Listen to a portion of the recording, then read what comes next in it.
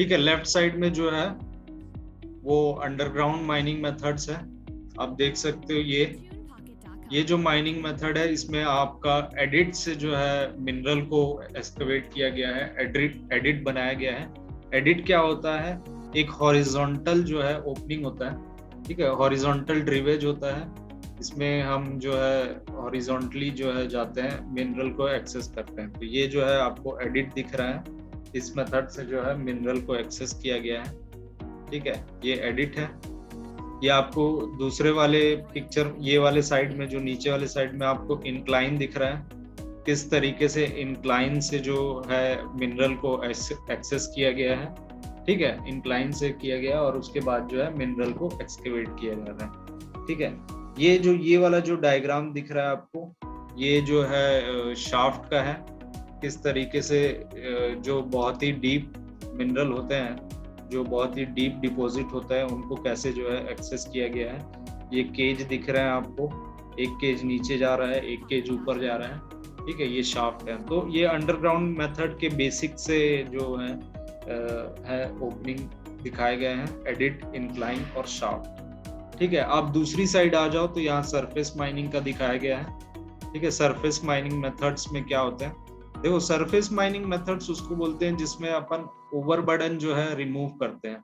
Overburden क्या होता है? जो मिनरल जो होता है वो अर्थ क्रस्ट में दबा हुआ होता है। ठीक है, ऊपर ऐसे सिंपली नहीं मिल जाता।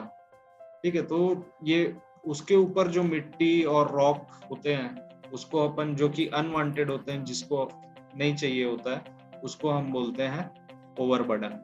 ठीक है, तो ओपन कास्ट माइनिंग में जो है ये ओवरबर्डन को हमें हटाना पड़ता है, हटा के फिर जो मिनरल निकालना पड़ता है। और अंडरग्राउंड माइनिंग में हम ओवरबर्डन को नहीं हटाते हैं। ये बेसिक डिफरेंस है, मेरे ख्याल से सबको पता होगा। ठीक है, तो यहाँ पे आप देख रहे हो कि कैसे ड्रैग लाइन जो है माउंटेन को हटा के माइनिंग कर रहा है। उसके बाद कंटूर माइनिंग है with the help of shovel dumper.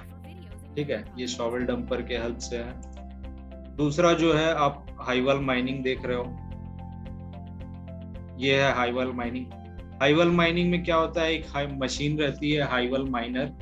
वो हाईवॉल माइनर क्या करती है? वो बाहर खड़े रहती है और with the help of rotating auger से जो है वो पूरे होल को जो है एक्सकेवेट कर लेती है। तो हाईवॉल माइनिंग क्या है? ये combination of both underground and open cast mining है। इसमें कोई भी मैन जो है अंदर नहीं जाता है, मशीन ही पूरे बाहर से खड़े खड़े जो है with the help of auger जो है पूरा एक्सकेवेट कर लेती है।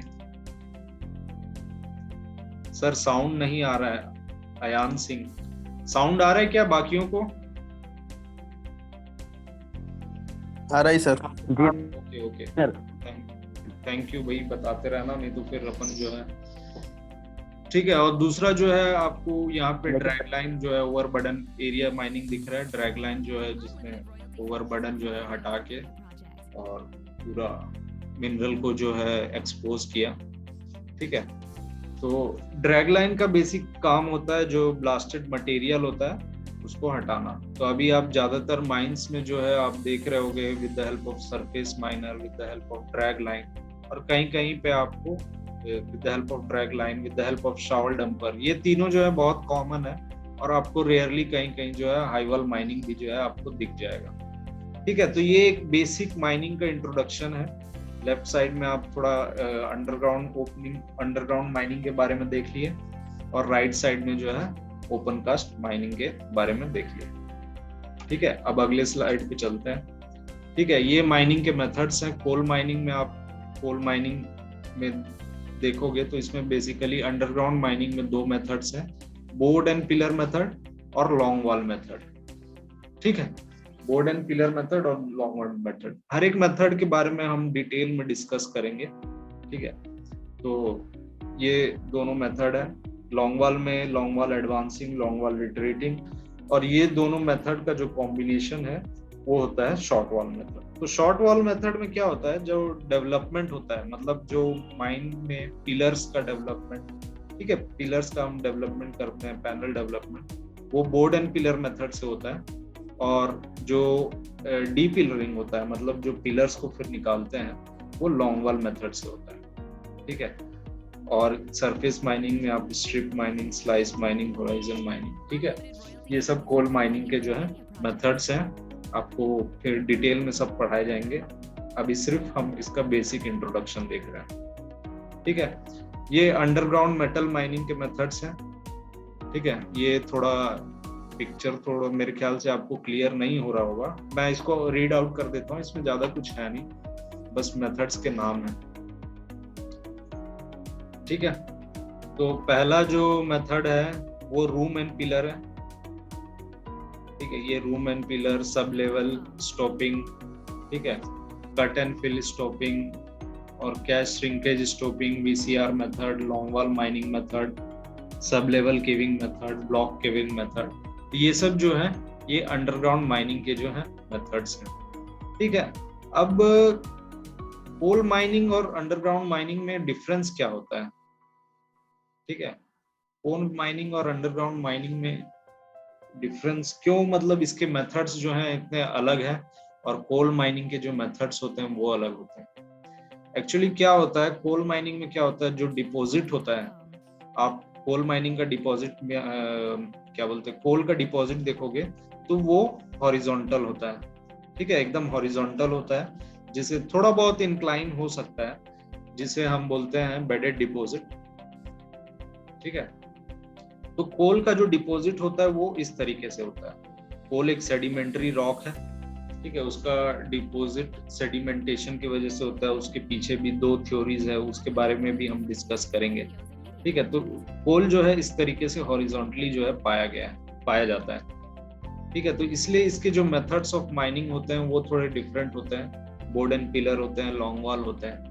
लेकिन जो मेटल माइंस होते हैं, तो मेटल का जो डिपॉजिट होता है वो जनरली वर्टिकल होता है। तो मेटल का जो डिपॉजिट होता है, मान लो कहीं अर्थ में पहले क्रैक वैक रहा होगा, फिर वॉल्केनिक इरप्शन से जो मैग्मा निकला होगा, मैग्मा या लावा जो भी निकलने के बाद का जो फॉर्म होता है, ठीक है, वो निकला होगा, वो फिल अप हो गया होगा, ठीक है। उसके बाद जो है ये बहुत टाइम के बाद, कई सालों के बाद जो है फिर इसमें जो है मेटल का जो है डिपॉजिट होता है, मेटल का डिपॉजिट इस तरीके से होता है। तो इसलिए मेटल के जो माइनिंग के मेथड्स होते हैं वो थोड़े डिफरेंट टाइप के होते हैं। हम शाफ्ट बनाते हैं, फिर इधर से लेवल बनाते हैं, सब लेवल बनाते हैं और निकालते हैं, ठीक है। तो इसलिए मेटल माइनिंग के जो मेथड होते हैं वो थोड़े डिफरेंट होते हैं, और ये जो कोल माइनिंग के जो मेथड्स होते हैं ये थोड़े डिफरेंट होते हैं, ठीक है। तो ये एक बेसिक है,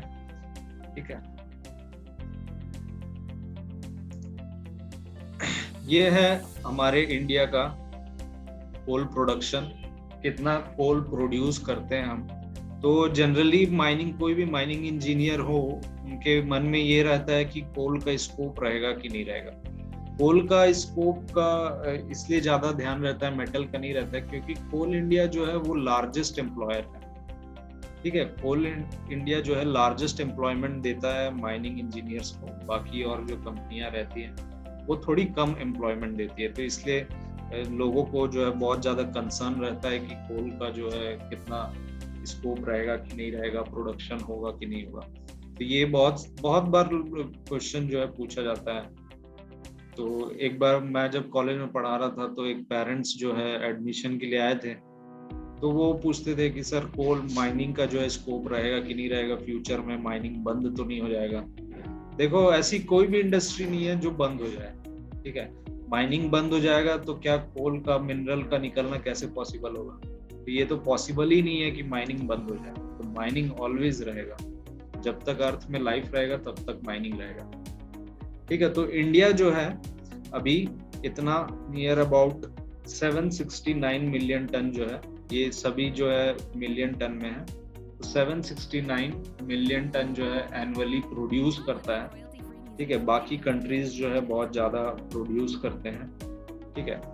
तो इंडिया की जो रिक्वायरमेंट है वो नियर अबाउट 1 बिलियन टन है, जो कि मोदी जी बोलते हैं 1 बिलियन टन 2025 तक, ठीक है। तो ये इंडिया की रिक्वायरमेंट जो है 1 बिलियन टन, जिसमें से वो 769 वो खुद के लिए प्रोड्यूस कर लेता है, और 180 मिलियन टन जो है 180 मिलियन टन जो है वो इंपोर्ट करता है, ठीक है।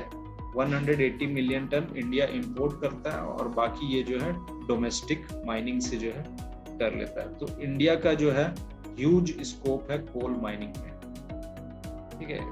180 मिलियन टन हमें, और अभी कोल प्राइसेस के भी जो दाम है वो इंटरनेशनल मार्केट में इतने बढ़ रहे हैं कि स्कैसिटी ऑफ कोल हो जा रहा है।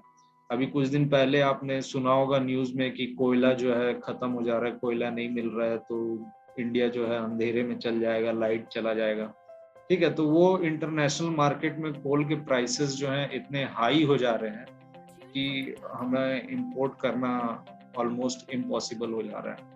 तो इस कारण जो है कोल की स्कैसिटी हो रही, कोल की कमी हो रही है, और उस कमी को भी अब 180 मिलियन टन जो है उसको with the help of commercial mining और बाकी चीजों के हेल्प से जो है पूरा किया जा रहा है। तो माइनिंग की अपॉर्चुनिटीज आने वाले टाइम में बहुत ज्यादा है, ठीक है। और अभी कोल इंडिया तो आप देख रहे हो किस तरीके से रिक्रूटमेंट, मास रिक्रूटमेंट जो है वो कर रहा है, ठीक है। अब देखते कोल की जरूरत क्यों है। कोल का जो बेसिक मेन नीड है, ठीक है, वो है थर्मल पावर प्रोडक्शन, ठीक है। आपके घर जो बिजली आती है वो जो है मोस्टली लोगों के घर जो बिजली आती है वो जो है थर्मल पावर से ही आती होगी, ठीक है। बहुत कम के घर जो है वो क्या बोलते हैं हाइड्रल पावर या नॉन रिन्यूएबल पावर से आता होगा। बाकी मोस्ट ऑफ द लोगों के घर जो है थर्मल पावर से ही आता होगा। तो ये जो है, ये जो रेड में आप देख रहे हो ये थर्मल पावर का है। तो थर्मल पावर का जो कंट्रीब्यूशन है, वो 64% है, ठीक है। मतलब 64% ऑफ की बिजली की आपूर्ति जो है वो कोल से की जाती है। कोल और इसमें कुछ थर्मल में और भी चीज यूरेनियम होते हैं। यूरेनियम से मेरे ख्याल से बहुत कम है, ना के बराबर है, ठीक है। तो ये देख रहे हो कोल 56.9 कोल एंड लिग्नाइट, ठीक है। तो मोर देन 50% ऑफ बिजली की आपूर्ति जो है मात्र कोल करता है, और कोल जो है वो चीपेस्ट सोर्स ऑफ एनर्जी है, ठीक है। चीपेस्ट सोर्स ऑफ एनर्जी, इससे चीप, कोल से चीप और कोई नहीं है।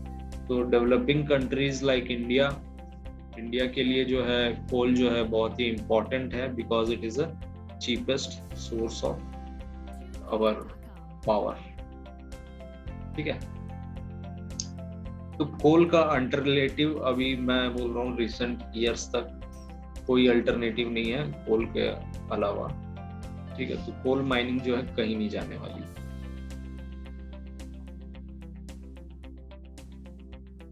ठीक है, अब आता है formation of coal. Coal formation हुआ कैसे, इसके दो थ्योरीज हैं, इन सीटू थ्योरी और ड्रिफ्ट थ्योरी, ठीक है। इसको आपको जियोलॉजी में भी जो है पढ़ाया जाएगा, इन सीटू थ्योरी और ड्रिफ्ट थ्योरी। तो इन सीटू थ्योरी में क्या होता है, इन सीटू थ्योरी ये बताता है कि जो कोल का जो फॉर्मेशन हुआ है वो मान लो कई हजार साल पहले जो है, कई हजार या लाख साल पहले, तो कोल का फॉर्मेशन होता है क्योंकि ऑर्गेनिक मटेरियल जो होता है वो अर्थ में दब जाते हैं और फिर टाइम के साथ साथ जैसे जैसे टेम्परेचर और प्रेशर के साथ बढ़ते हैं तो फिर वो जो है धीरे धीरे कोल में ट्रांसफॉर्म हो जाते हैं, ठीक है। तो ये दोनों थ्योरी बताती है जो दबने का जो प्रोसेस है, जैसे मान लो कभी भूकंप आया होगा या कुछ आया होगा, तो ये जो है इन सीटू थ्योरी में आता है, ठीक है। और ड्रिफ्ट थ्योरी मतलब होता है कि इंडिया जो है वो लैंड ऑफ रिवर्स है, ठीक है। इंडिया में बहुत ज्यादा नदियां हैं, बहुत सारी नदियां हैं, ठीक है। तो नदियां क्या करती है, अपने साथ कई चीजों को बहा के लाती है, ठीक है। कई चीजों को बहा के लाने में बहुत सारे ऑर्गेनिक मटेरियल भी होते हैं। ऑर्गेनिक मटेरियल मतलब जो कार्बन से बने हों, जैसे कि प्लांट्स हो गए, एनिमल्स हो गए, ह्यूमन बीइंग्स हो गए, ये सब चीज जो है ऑर्गेनिक है, ठीक है, कार्बन से बने। तो नदियां अपने साथ ये सब बहा के लाती है और क्या करती है, बैंक पे जो है डिपॉजिट कर देती है, किनारे पे डिपॉजिट कर देती है, ठीक है, ऐसे किनारे पे डिपॉजिट कर देती है। तो ये सब जो है डिपॉजिट होते होते होते फिर कई हजार लाख साल बाद जो है with the temperature and pressure की वजह से जो है कोल में बदल जाते हैं। ठीक है, तो ये जो है ड्रिफ्ट थ्योरी, ड्रिफ्ट मतलब होता है घसीटना। ठीक है, तो जैसे रिवर जो है वो ले आती है घसीट के, तो ये ड्रिफ्ट थ्योरी है। और इन सिटू मतलब होता है दबा हुआ होना, तो किसी रीजन की वजह से, भूकंप की वजह से, किसी और की वजह से, ठीक है, तो इन सब चीजों की वजह से जो है किसी भी चीजों की वजह से लार्ज अमाउंट ऑफ जो ऑर्गेनिक मटेरियल है वो अगर दब जाए तो फिर वो जो है वो धीरे धीरे टेम्परेचर और प्रेशर की वजह से कोल में बदल जाते हैं। ठीक है, तो ये दो थ्योरी है, ये बहुत ही इम्पोर्टेंट है, ये आपको हर जगह पूछा जाता है, what is drift theory, what is in Situ theory, तो इसके बारे में जान लो। इंडिया में जो ज्यादातर कोल डिपॉजिट हैं वो किस वजह से है, कोई बता सकता है?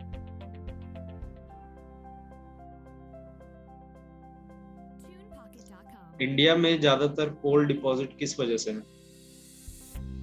ड्रिफ्ट थ्योरी और इन सिटू थ्योरी, कोई भी ट्राई करो। Drift theory. हाँ ठीक है, ये सही आंसर है। तो इंडिया में जो ज्यादातर कोल डिपॉजिट हैं वो ड्रिफ्ट थ्योरी की वजह से, ड्रिफ्ट थ्योरी की वजह से, ठीक है, क्योंकि ज्यादातर कोल डिपॉजिट जो हैं वो किसी रिवर के पास पाए जाते हैं। आप BCCL में देख लो, जो है दामोदर रिवर के किनारे जो है ज्यादातर कोल डिपॉजिट है, बराकर रिवर के बेसिन में है। ठीक है, MCL देख लो, Mahanadi coal field limited, Mahanadi के किनारे है। ठीक है, हसदेव एरिया, हसदेव नदी के किनारे जो है डिपॉजिट, कोल डिपॉजिट है। तो इंडिया में आपको ज्यादातर डिपॉजिट जो है वो सिर्फ और सिर्फ ड्रिफ्ट थ्योरी की वजह से मिलेंगे, क्योंकि इंडिया में रिवर्स जो है बहुत ही ज्यादा है।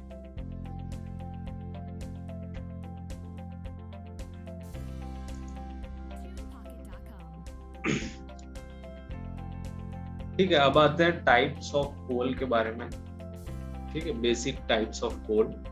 तो टाइप्स ऑफ कोल के बारे में आप लोग बहुत हद तक जानते होंगे, पीट, लिग्नाइट, बिटुमिनस एंड एंथ्रासाइट। ठीक है, तो पीट जो है एकदम इनिशियल और बेसिक फॉर्म ऑफ कोल है। उसके बाद हीट और प्रेशर के साथ जो है वो थोड़ा और कार्बन कंटेंट और उसमें अच्छा हो जाता है, तो वो फिर लिग्नाइट में चेंज होता है, फिर देन बिटुमिनस में, और देन एंथ्रासाइट में। एंथ्रासाइट जो है वो बेस्ट फॉर्म ऑफ कोल है। ठीक है, और पीट जो है पुअर फॉर्म ऑफ कोल है।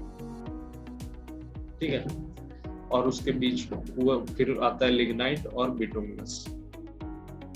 ठीक है, तो ये partially decade plant matter in swamps and box, low heat content. ठीक है, तो आप पीट को अगर आप कंबशन करते हो, अगर आप जलाते हो पीट को, तो वो बहुत ही लो हीट देगा, और लिग्नाइट को आप जलाते हो तो वो थोड़ा हाई हीट देगा, बिटुमिनस को जलाते हो तो और ज्यादा हीट देगा, और एंथ्रासाइट को जलाते हो तो सबसे ज्यादा हीट देगा। ठीक है, highly desirable fuel because of its high heat content and low sulfur content, and supplies are limited most areas. ठीक है, तो अब जैसे जैसे कोल का बढ़ते जाता है क्वालिटी, वैसे वैसे मॉइस्चर और एश कंटेंट जो है, ठीक है, आप यहाँ देख सकते हो, क्वालिटी जैसे जैसे बढ़ते जाता है वैसे मॉइस्चर और एश कंटेंट जो है वो घटते जाता है। ठीक है, मॉइस्चर और एश कंटेंट जो है वो कोल के दुश्मन है। ठीक है, और कार्बन कंटेंट जो है बढ़ते जाता है। ठीक है, अब आते हैं थोड़ा माइनिंग के मेथड्स में। ये थे बेसिक ऑफ कोल या कोल माइनिंग। इंडिया में कौन सा कोल अवेलेबल होता है? क्या हो गया? इंडिया में सर कौन सा कोल पाया जाता है? इंडिया में ज्यादातर आपको बिटुमिनस फॉर्म ऑफ कोल जो है वो पाया जाता है। आपका SECL, WCL, ECL सब बिटुमिनस फॉर्म ऑफ कोल पाए जाते हैं। और लिग्नाइट जो है वो आपको नवेली लिग्नाइट में मिल जाएगा। ठीक है, नवेली लिग्नाइट NCL में, सॉरी NLC में मिल जाएगा, नवेली लिग्नाइट में। और जो है आपको धनबाद के आसपास जो झारखंड है वहाँ पे बीसीसीएल कोकिंग कोल है, और ज्यादातर आपको बिटुमिनस, बाकी एससीसीएल ये सब में आपको बिटुमिनस कोल मिलेगा। ठीक है, अब कोल माइनिंग के मेथड्स के बारे में आते हैं हम। तो पहला जो माइनिंग का मेथड आप पढ़ोगे, आप अपने कॉलेज में भी जो पढ़े होगे, तो सबसे पहला मेथड जो आता है वो है board and pillar method. Board and pillar method.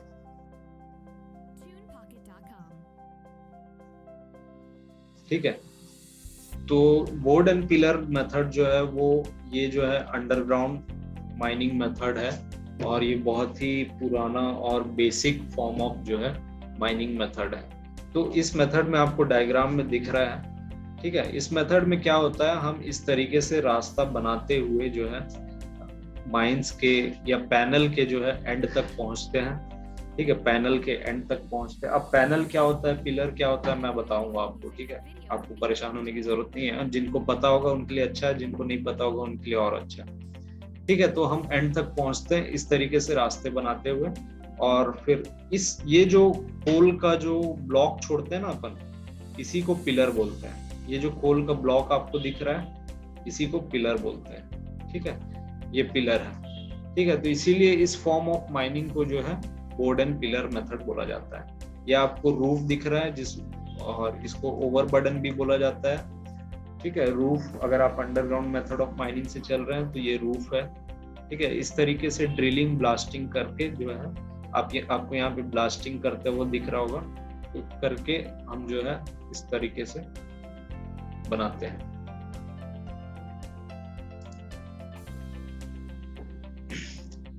ठीक है, तो पिलर, इन स्क्वायर ब्लॉक्स को जो है पिलर बोला जाता है, और एक वर्ड का मैंने यूज किया था वो है पैनल। ठीक है, पैनल क्या होता है, कई पिलर्स मिलके जो है एक पैनल बनाते हैं। ठीक है, तो एक पैनल में मान लो 20-30 जो है पिलर्स मिलके एक पैनल बनाते हैं। तो पैनल अपन क्या करते हैं, एक एरिया होता है जिसमें कुछ पिलर्स होते हैं। ठीक है, वो पिलर्स फिर जो है हम धीरे धीरे एक्सट्रैक्ट करते हैं। तो पैनल का जो साइज होता है या उसमें कितने पिलर्स होंगे वो डिपेंड करता है इंक्यूबेशन पीरियड पे। इंक्यूबेशन पीरियड पे,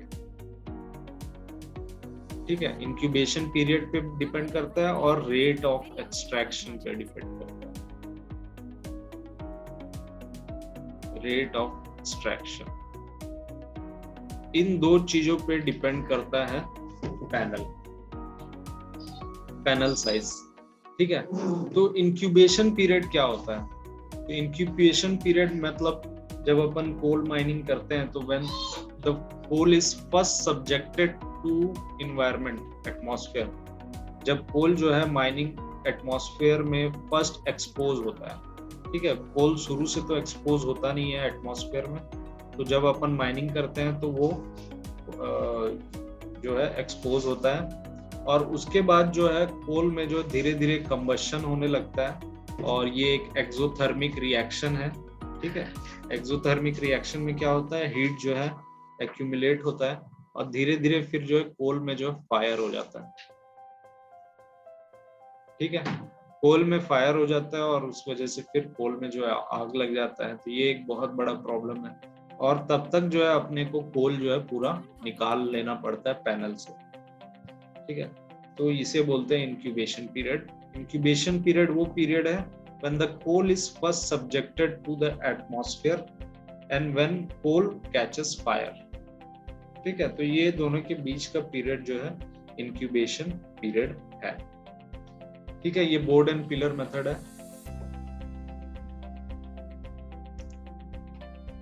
ये लॉन्ग वॉल माइनिंग मेथड है।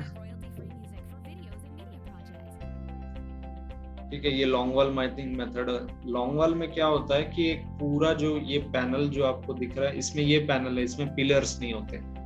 ठीक है, तो ये क्या है, लगातार ऐसे स्लाइस में जो है काटते हुए चल जाता है। इसमें शेयरर, पावर सपोर्ट ये सब रहते हैं। ठीक है, ये लगातार ऐसे ऐसे काटते हुए जो है बढ़ता रहता है, और इसमें सपोर्ट जो है ये पावर सपोर्ट होते हैं, जो कि रूफ वॉल होता है, तो उससे बचा लेते हैं। लेकिन बोर्ड एंड पिलर में जो है ये पिलर ही सपोर्ट करते हैं, ये पिलर को सपोर्ट की वजह से ही रखा जाता है ताकि ये रूफ को गिरने ना दे नीचे। ठीक है, कुछ माइनिंग के, ठीक है, कुछ माइनिंग के बेसिक टर्मिनोलॉजी देख लेते हैं। ठीक है, अगला जो है वो डिग्री ऑफ गैसीनेस है। डिग्री ऑफ गैसीनेस अभी टीचमेंट में जो है मेरे को बहुत दिन से, मतलब कल मैंने किया था, फिर प्रॉब्लम आ रहा था, फिर आज जो है प्रॉब्लम आ रहा है।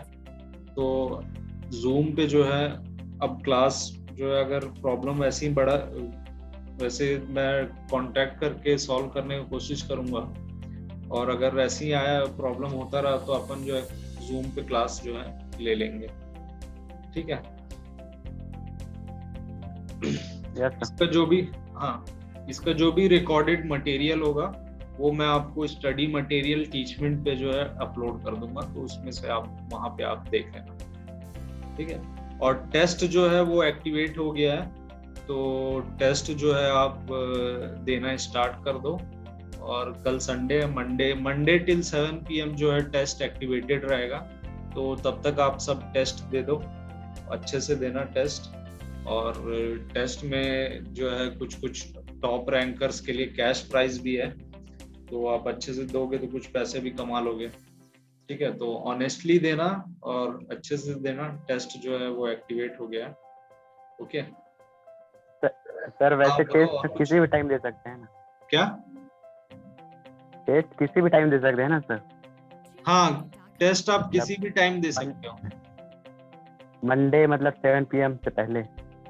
हाँ, मंडे 7 PM से पहले, क्योंकि 7 PM हमने इसलिए रखा है क्योंकि जो है हम रिजल्ट फिर डिक्लेयर कर देंगे। उसके बाद अगर आप टेस्ट देना चाहो तब भी हम फिर से एक्टिवेट कर सकते हैं, लेकिन उसके बाद फिर हम रिजल्ट कुछ डिक्लेयर नहीं करेंगे। आप खुद से देना और खुद अपना एनालिसिस जो है वो कर लेना। ठीक है, बाकी बाकी जो फिर रैंकिंग होगी वो सब मंडे 7 PM से पहले जो लोग अपीयर होंगे उनके लिए होगा। उसके बाद जो अपीयर होंगे उनका कोई कंसिडरेशन नहीं होगा रैंकिंग के लिए। जी सर। ठीक है, और कोई डाउट है? ठीक है, तो ये जूम में अभी 4 मिनट बचा है बस। ठीक है, और क्लास का भी मेरे ख्याल से 4-5 मिनट ही बचा है, तो अगर बीच में बंद हो जाए तो कोई ये मत होना। ठीक है, अपन कंटिन्यू करते हैं। Degree of gassiness. तो डिग्री ऑफ गैसीनेस, जो भी अंडरग्राउंड माइंस है उनको 3 डिग्री में बांटा गया है। ठीक है, डिग्री ऑफ गैसीनेस पे। ठीक है, तो फर्स्ट डिग्री में क्या होता है? डिग्री ऑफ गैसीनेस में कोल माइंस की एक प्रॉपर्टी है कि वो जो है परसेंटेज इन्फ्लेमेबल गैस जो है वो लिबरेट करती है। इन्फ्लेमेबल गैस क्या होता है? इसमें मीथेन होता है। मीथेन जो है सिंपलेस्ट हाइड्रोकार्बन है, इस वजह से ये बहुत प्रोड्यूस होता है, और इसके वजह से जो है डिफरेंट डिग्री ऑफ गैसीनेस जो है ये टर्म जो है लाया गया है। तो फर्स्ट डिग्री में क्या होता है? इसमें परसेंटेज ऑफ इन्फ्लेमेबल गैस जो है 1% से जो कम होता है, 0.1% से जो कम होता है। ठीक है, इसमें क्या होता है?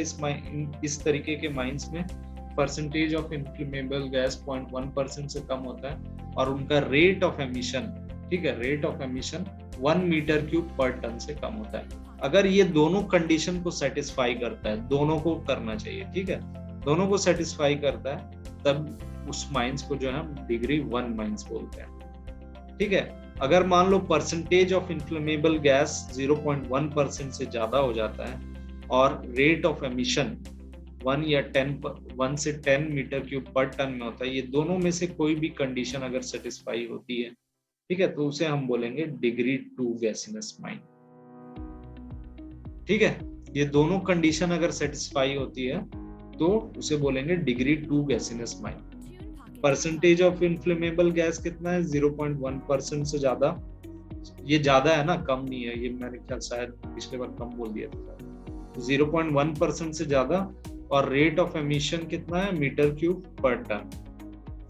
ठीक है, तो अगर ये दोनों कंडीशन जो है सेटिस्फाई करता है तो फिर ये जो है डिग्री 2 गैसी माइंस कहलाएगा।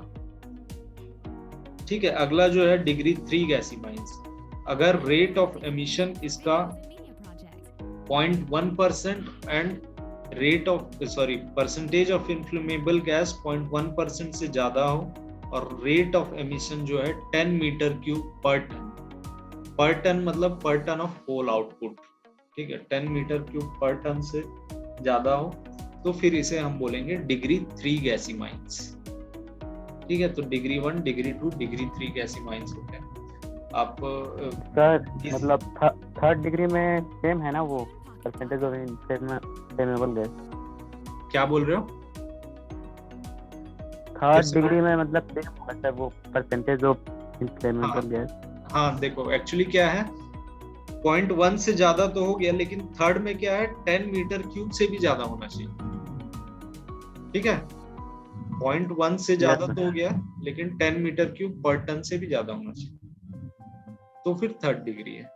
और 0.1 से ज्यादा हो गया और 1 से 10 के बीच में है तो फिर 2 डिग्री है। ठीक है, ये था डिग्री ऑफ गैसीनेस के बारे में। अब मेरे ख्याल से क्लास का जो एंड होने वाला है, इसका टाइम खत्म होने वाला है। ठीक है, फिर भी नेक्स्ट हम डिस्कस कर लेते हैं। ये है डिप स्ट्राइक के बारे में। ठीक है, ये स्ट्राइक आपको दिख रहा है। डिप जो बोलते हैं, मेन ग्रेडियंट जो होता है, स्लोप जो होता है मेन, उसको बोलते हैं हम डिप। ये आप देख रहे हो मटेरियल रॉक है, इसमें मेन ग्रेडियंट जो है इस डायरेक्शन में है, तो इसको हम बोलते हैं डिप, और इसको हम बोलते हैं, और डिप के जो परपेंडिकुलर है उसको बोलते हैं स्ट्राइक। ठीक है, ये बहुत ही इंपॉर्टेंट टर्म है जो डिस्कस होते हैं।